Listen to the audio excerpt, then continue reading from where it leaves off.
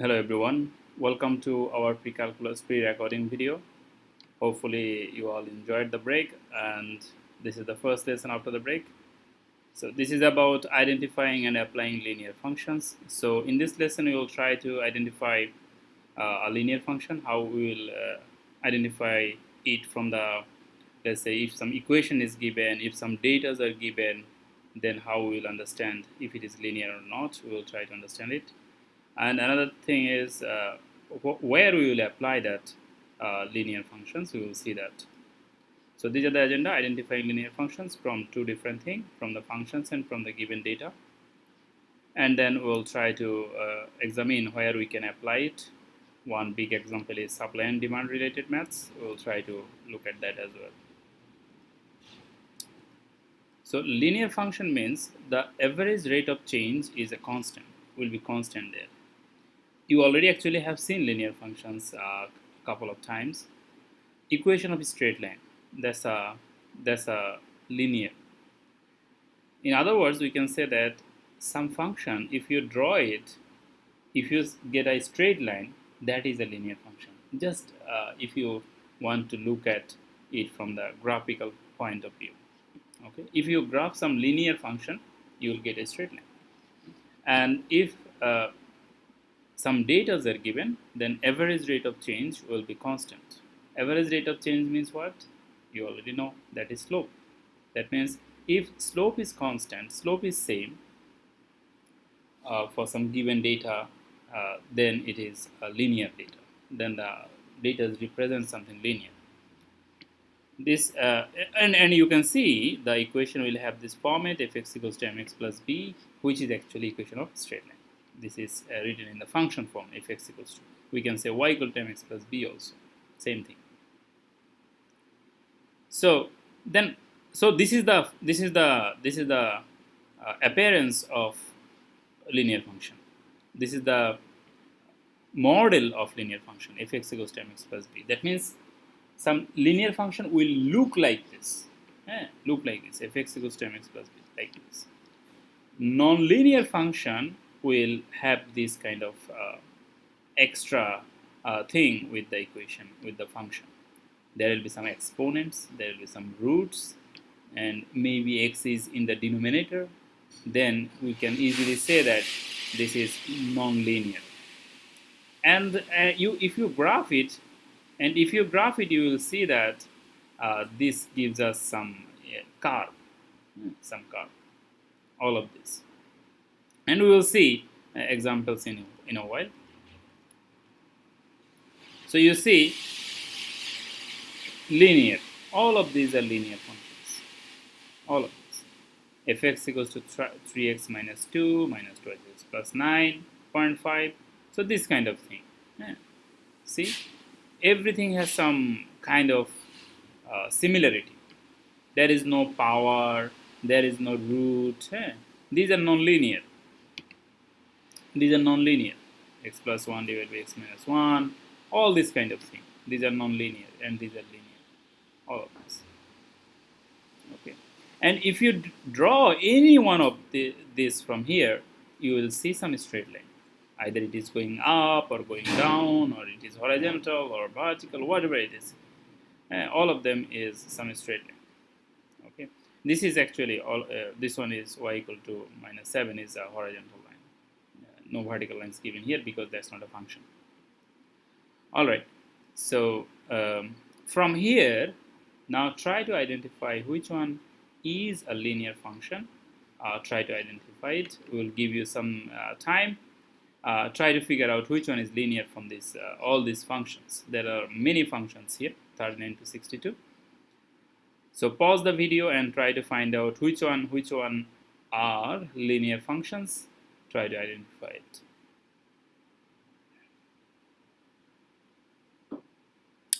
All right, so from all this data, if you need more time, you can pause and find out, but we will show you the solution now. Only this one is linear. All of the other examples, they are non-linear. Only this one is linear. Minus 5x plus 4, which looks like y equals to mx plus b, this one. Or else for all other functions, there is something extra. Here you have a square, here you have x divided by x squared, x in the denominator also square, modulus of x, no, not linear, is square root, not linear.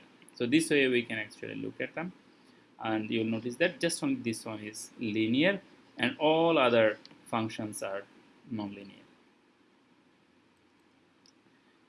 Alright, so you can see the solution here. Actually this is the only one which is linear function. So we said that the average rate of change is constant when it is linear. Average rate of change means slope. So what is the formula for slope? Formula for slope is y2 minus y1 divided by x2 minus x1. Formula for slope is y2 minus y1 divided by x2 minus x1. This is the slope, right? So m equals to this. So if you take any 2 points, suppose this first 2 points or second 2 points or any 2 points,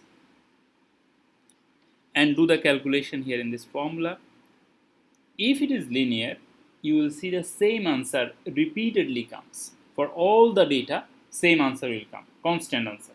Constant means same answer. If it is linear, which means for this function, for this data sets, only for this case here, the answer will come same. But for this one and for this one, answer will be different.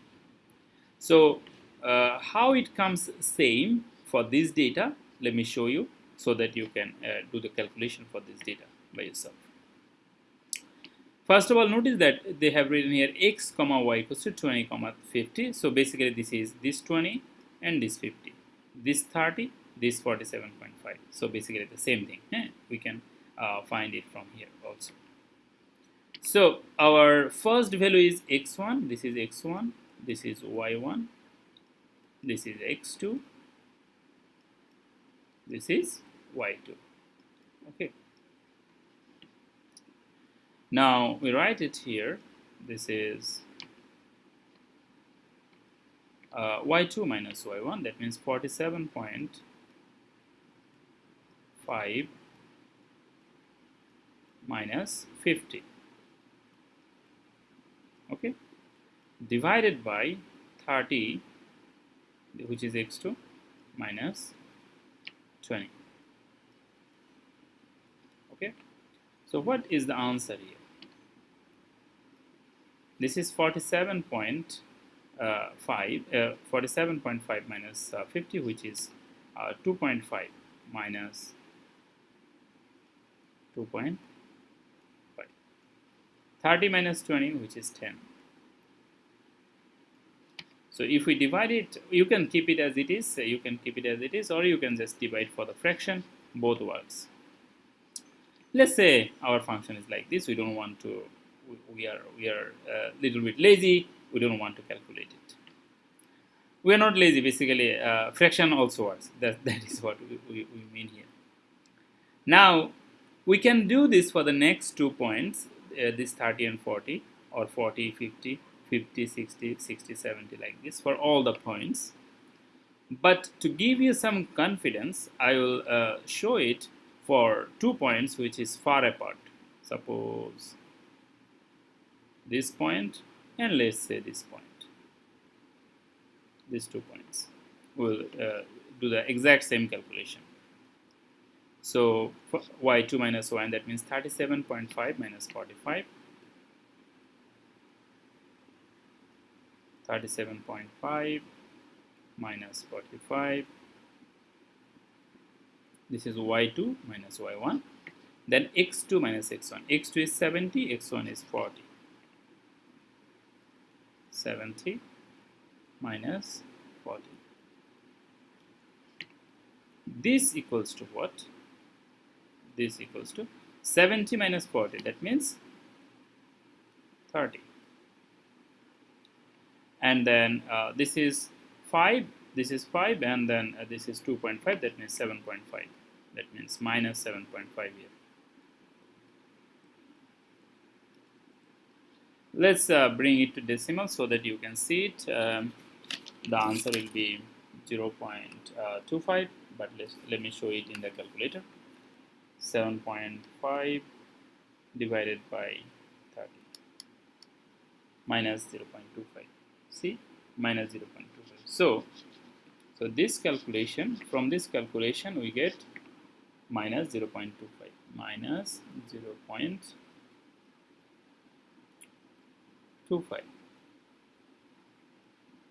minus 0.25. Let me 0.25, and minus 2.5 divided by 10 means also minus 0.25, minus 0.25. So you see, this is what they said. This is what this sentence means. Average rate of change is constant. That means average rate of change, slope is same number if the data sets are linear. Now you can test it for other points. Suppose this point and this point, or this point and this point, or even some this point and this point. Any 2 points, if you check any 2 points here, your answer will be, slope will be always minus 0.25. And that is the reason why this data set represents some linear data sets. But if you do the same maths here, the number will be different numbers will come, and same thing goes here, different numbers will come. There are some other techniques also, small techniques also, to examine which one will be linear, which one will be not, which is not linear from the data. One technique is to look at left hand side and right hand side and see the differences, if it is same or not. You see, this is 0 to 1. Okay, first let me show you here. This is 20, this is 30. What is the gap? Gap is 10. Then this is 50, this is 40.5. What is the gap? Gap is 2.5, and the value is decreasing. Okay, this is 30, 40. 10 again, see the same thing coming. This is 47.5, this is 45. So again 2.5 gap, minus 2.5 gap, because second value minus first value, we have to do it that way. So you see, gap is same everywhere here. But look at this, is it same here? This is 0, this is 1, so gap is 1. 1, 2, so gap is 1. But what about this? This is 0.09 and this is 0.12. What is the gap? The gap is 0.03. 0.03 is gap. But what about this one? 0.12 and 0.16. Gap is what? This is 16, this is 12. Gap is 4. But here gap was 3. So see, the gap is different here. That's why even if you don't want to do this whole calculation, if you understand the concepts, then actually you can have some sense which one is going to be linear, which one is going to be non-linear. Here the gap is not same, so we can easily understand. If I do the math will give me different answers. Okay, but always as a student you should actually verify it. If you can identify, okay, it looks like this data is linear, then do some calculations. Let me give you one warning about this calculation systems and these systems. That is, this is sensitive. Suppose this is same number for this data and this data and this data and this data, but all of a sudden for this data, suppose, not for this one, suppose in some other maths, one data it is not same, then the whole data will be not linear. Just for one data, whole data will be non-linear. That means to be linear, all of them must have this same answer. The average rate of change must be constant for all the data, then it is linear. If only one value shows something different, then it is not linear. Okay. So that's something. Suppose you do this calculation and this calculation, and you do another part, then you feel like, okay, seems like all of them are linear. No, this way you cannot conclude. Okay. This is in-class practice. We will try to do this during the class. Why do we care about why these linear functions are important? Because we can actually model a real life situation in linear functions, and this is helpful to understand um, helpful to predict about the future. Okay. So, for example, Newton's second law of motion is actually some linear functions. If you have studied physics, then you will realize that force equal to mass into acceleration. This actually is basically a real linear function where b is 0, y equal to mx. See, y equal to mx, like that. This is same, y equals to mx. This r is the variable here, c is the y here. You can consider that way also, which is the circumference of a circle. This is the radius, this is the circumference. Then temperature related functions, crisp divided per minute plus 40. This is the slope, and this is the slope is actually 0.25, and this is some variable which can vary, plus 40. Height is 1.80 plus female length plus 32 point. This is also some linear. This value will vary from man to man. Okay.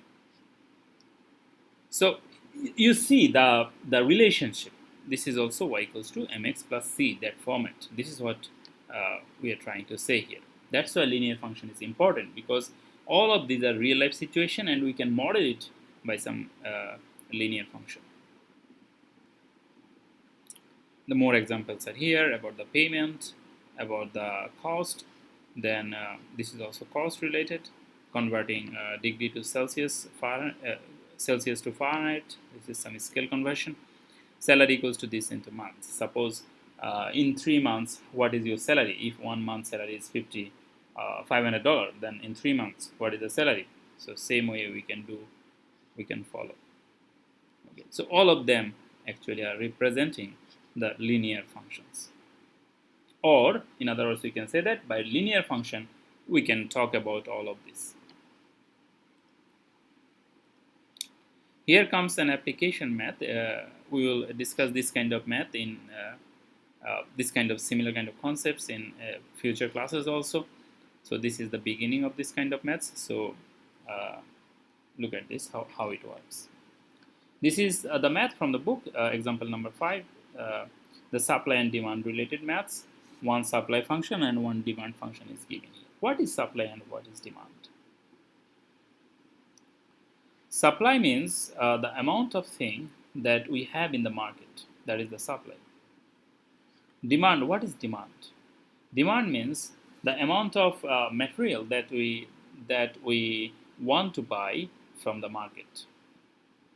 This is the amount of products that the company sends to the market. This is called supply. Demand means how much we are buying. That is the demand. The amount of product, how many people want to buy it. Now, there is a word which is called equilibrium. It means equal or balance. This is a very important concept in economics about the equilibrium. Suppose, give me some seconds, I'll be back.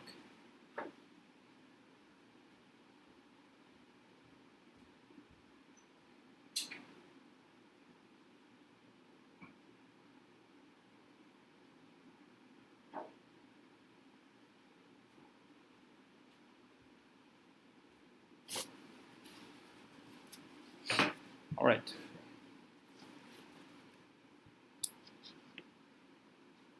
I was cooking there, and almost the thing was burning. It was good that I just it clicked me on the exact time. If it is 2 minutes or 3 minutes late, then I will have to cook again tonight. Anyway, so let's come back to the point we are discussing about. So this is we can actually relate this thing with the equilibrium. That means I went to the burner to switch it off at the just right the equilibrium time. If I go 5 minutes late, then my food is burned. If I go 5 minutes earlier, then I will have to 5 more minutes. So this is also equilibrium. Let's go to the market. In the market, if the company sends huge amount of products and if the people are not buying it, then it is actually a loss for the company because they already produced all these things and there is a cost for that. Okay, so always they want to calculate. There are peoples who always analyze all this data. They calculate all this thing and then they estimate how much product this market will need, and they do the calculations, continue these calculations, and always they try to uh, keep it balanced as much as possible, or else this is a loss for the company. No company wants to make a loss. So equilibrium means a point or some point. It can be about the time, it can be about this. In this kind of maths, it is about money. uh, this is about money, but sometimes it can be about some other things. Let me give you more solid uh, examples of equilibrium if you want more examples. Suppose we all come from some family, and uh, all our expenses in our life is based on the amount of money that our family generates, or amount of income that our earning member of the family generates. So we have some equilibrium. If we buy something too expensive comparative to our family income, then basically we will be in loan. And so there is some point beyond that we cannot cross. That is the equilibrium for our family. Every body have that equilibrium points, like they realize that this is too much for us.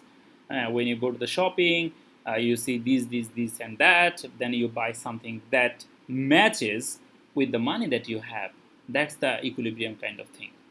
If it is too much, then actually this goes beyond something, and problem arises. That's the equilibrium. Equilibrium means that small bar which we need to take care always to stay uh, mentally healthy. So equilibrium price is the price that leads to the equilibrium quantity. Now, this mathematics actually gives us a very wonderful tool. We can find out what is that equilibrium value. This function, how this function comes already, you already can see. This is a linear function. This is another linear function. Okay. Say this functions is already given. Suppose that's the function. This comes from market analysis, mobile company related and other things. This comes from market analysis. Suppose why this is 900, why this is 800, why not why 800. This is just based on some market analysis. It could be 800, it could be 1000, doesn't matter, some numbers here. So this is supply function and this is demand function. Okay, and this P is the price. P is the price. Now, if supply and demand is equal, then it is called equilibrium. That means to find out the equilibrium,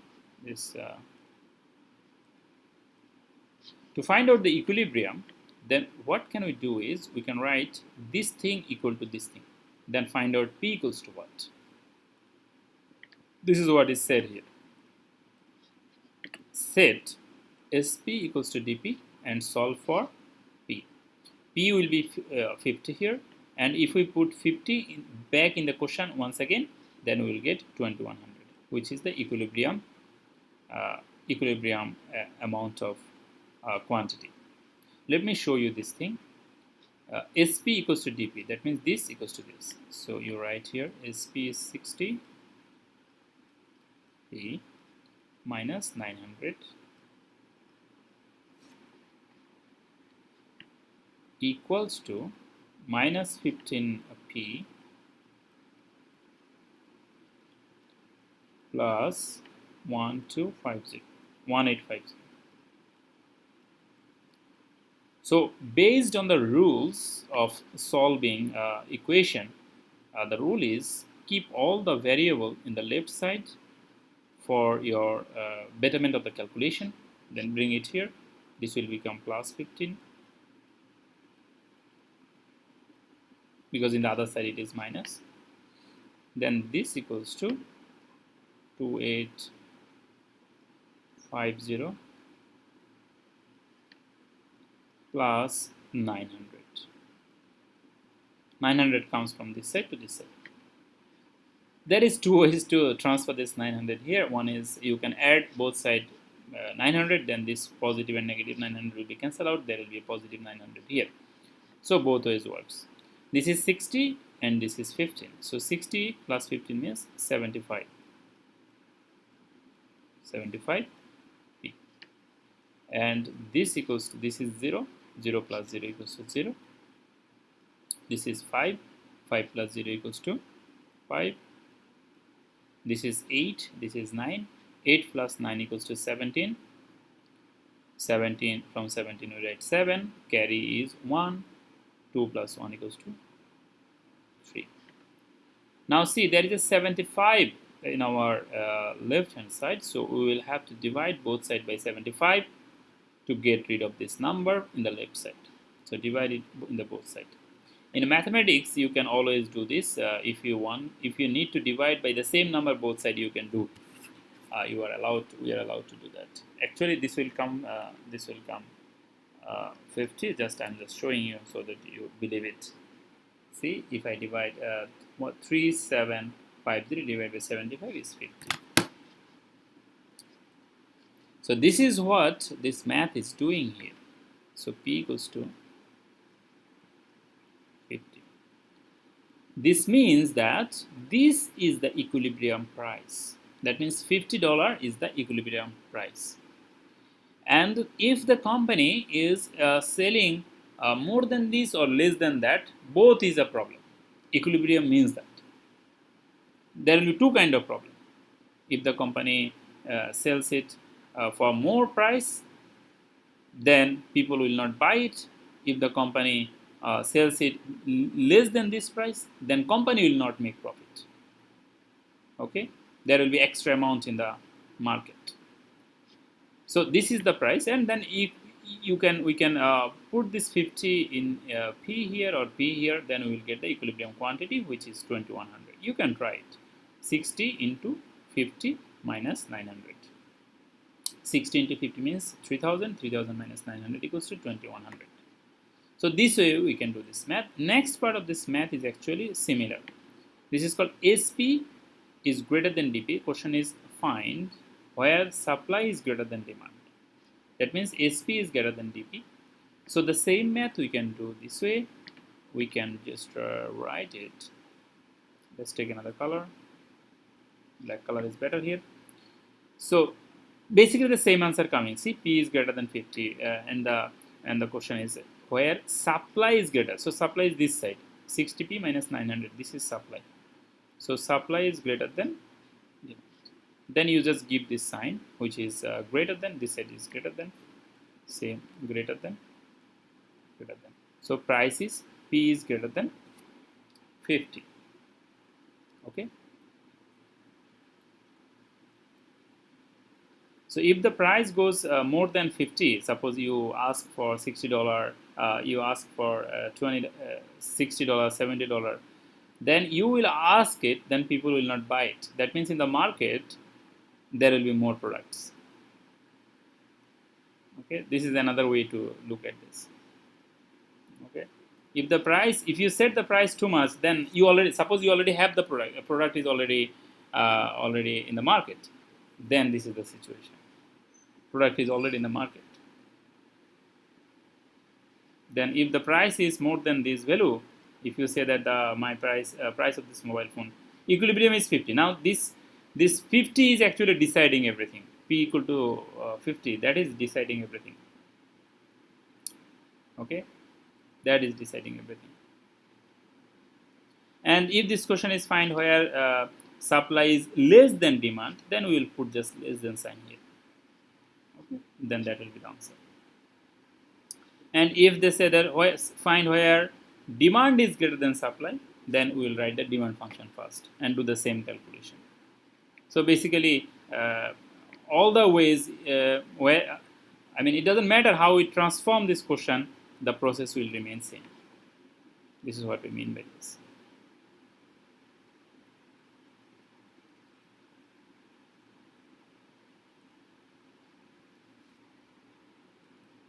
This is the graph. This equilibrium point actually means that if you draw the equation of this line and this line, then they will intersect at a point.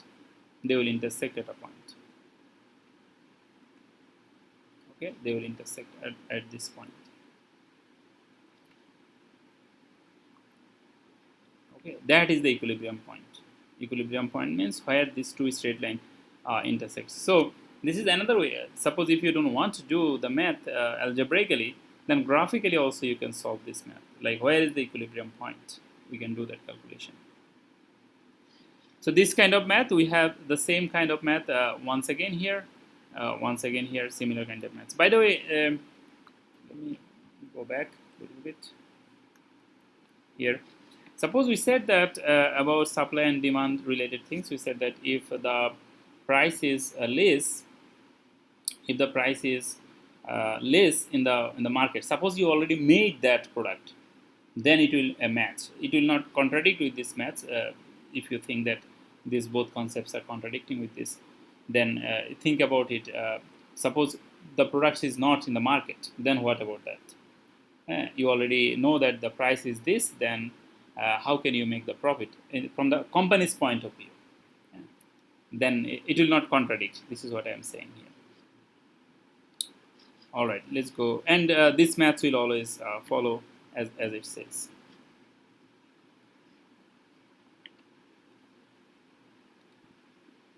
The reason is the company, if they make the too much product, then it is their loss. Too much product, market do not need it. Why they are preparing it? Why they are making so much product? And then if they decrease the price of that too much product, then basically it is their loss. It is their loss. And again, if they sell it with a huge price, but people are not buying it, again their loss. They are, suppose some toothpaste, the price is 100 taka, but the company is asking you for 250 taka. Nobody will buy it. The product will be in the market. Maybe 1-2 people who do not understand anything, they will go and buy it, but that's not something that the company wants. Anyway, let's come back to this point once again. Similar kind of maths. You give a try to solve this maths, and see if it is matching with our answers here. Okay, what are the supply and the demand? If the price is $500, that means you put the value here and here. Then you check if the answer is coming here. And the question is, will this price result in shortage, excess, or equilibrium? So you see what is happening. Similar type of thing that I said in the previous slide. So when you put supply 500, if you put 500 here for the price, then you get 3500. Demand is 2300. That means you see demand, people wants 2300, but you already supplied 3500. That means it is excess. You already have sent excess product in the market. Okay. What is the equilibrium price and quantity? Then you just like the similar way that we have done in the previous slide, you set SP equals to dP, then do the calculation, find out P equals to what? That will be the price. That will be the price. And then put that price here or here. Same answer will come, by the way, don't worry. Where you put, it doesn't matter, because that is equilibrium. So it doesn't matter where you put. If you put here, you will get 2540. If you put here, again you will get the same answer. This is the graph, and you can try to solve this maths for this kind of questions and check what type of answer you get. This is just for practice, and we will try to practice this kind of maths during the class also. And that's all for today. Thank you all. Thank you very much for watching it, and hopefully after the break you will now start a wonderful learning, studying session. Once again, you all are filled with huge energy, after the break, and we will try to speed up a bit. We will give you homeworks and other things a little bit more, Hopefully you all will respond to that without any delay. That's all for today. Thank you all. Thank you very much. Have a good day, everyone.